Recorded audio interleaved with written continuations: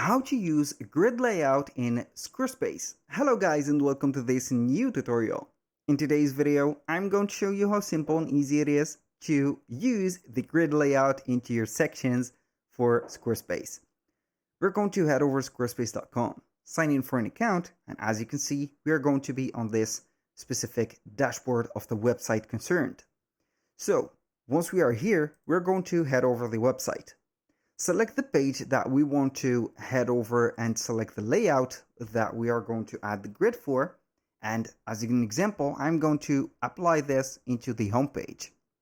Click on Edit, and it is going to show you here the page and the content, also with the website editor. Select the case or the section that you want to put the layout on. Click on Edit Section, and as you can see, we're going to have here the grid. Now, the grid is going to be by tapping the G on the keyboard. As you can see, this is the grid. If I am going to add here or head over the design, I can go ahead and set up the gap between the grids.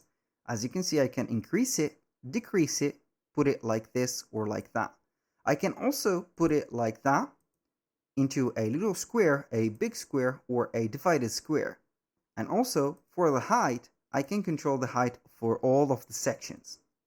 Now, aside from that, it is going to be very easy. For the row count, it is going to be the grid. I can go ahead and increase, decrease, as you can see, the grids as much as I want. So I have the row count of 25 grids. I can go ahead and set up the 25 grids like that, or put it only for, let's say here, 20, and it is going to decrease.